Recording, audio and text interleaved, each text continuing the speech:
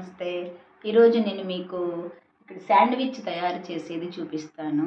దీనికి కావాల్సినటువంటి పదార్థాలను చూద్దాము ఒకసారి. అంటే దీనికోసం ఏం చేస్తున్నామంటే ఇక్కడ మనము క్యాబేజు తురిమి పెట్టుకున్నాను.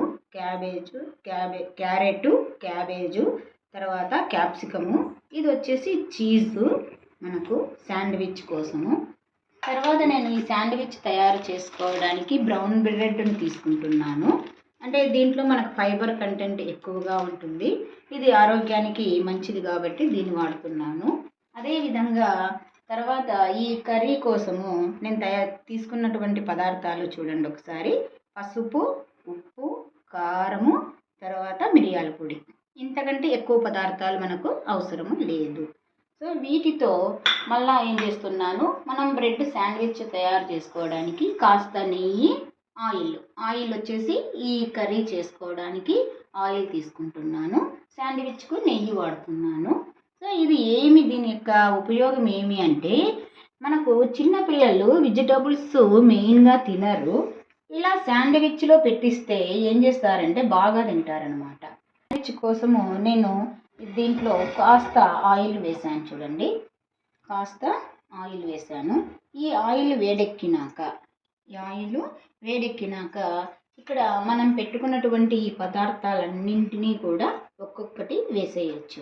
చూడండి, ఇక్కడ క్యాబేజీ వేస్తున్నాను ముందుగా.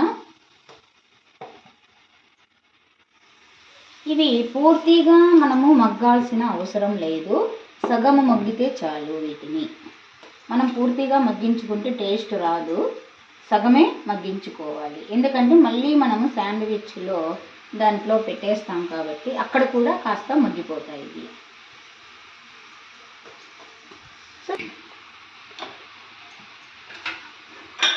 ఈ పదార్థాలన్నీ వేసాక, క్యాప్సికమ్ కూడా వేసాక, ఇందులో మనం పెట్టుకున్నటువంటి ఈ ఉప్పు, పసుపు, కారం పొడి, మిరియాల పొడిని అన్నింటినీ కూడా యాడ్ చేసేస్తాం. ఇలా అంతా కలిపేసి మూత పెట్టి మగ్గిస్తాం దీన్ని. చూడండి, ఇది మగ్గిందేమో చూస్తాను ఒకసారి. మగ్గిపోయిందండి. ఇలా ఉంటుంది చూడండి, సగం మగ్గాలి, సగమే మగ్గింది.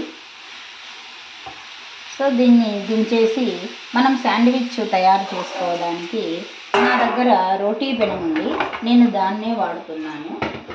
నా దగ్గర శాండ్విచ్ మేకర్ ఏం లేదు, ఈ రోటీ పెనంతోనే శాండ్విచ్ తయారు చేస్తున్నాను.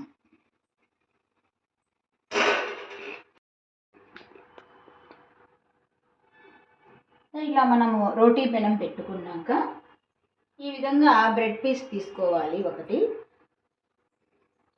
ఈ బ్రెడ్ పీస్కు మనం ఏం చేయాలి అంటే కర్రీ వేసేసుకోవాలి.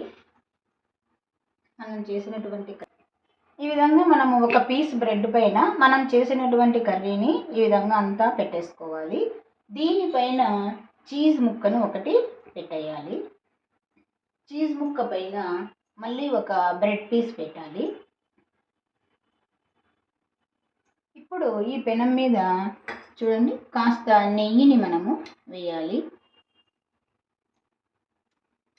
ఇది నెయ్యి వేస్తేనే మంచి టేస్ట్ వస్తుంది.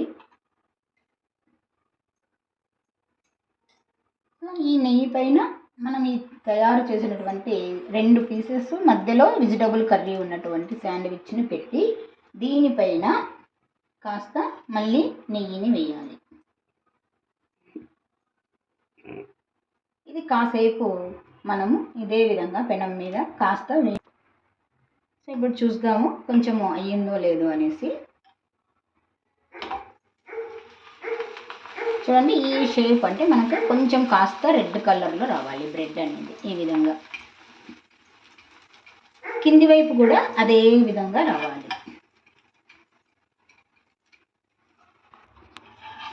చూడండి, ఇప్పుడు 2 వైపులా అయిపోయింది.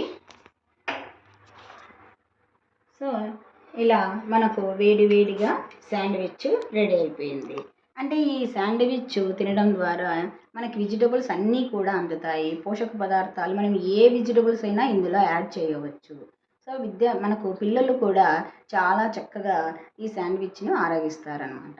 అందుకే దీని యొక్క తయారీ నచ్చితే మీరు లైక్ చేయండి. Thank you for watching my channel.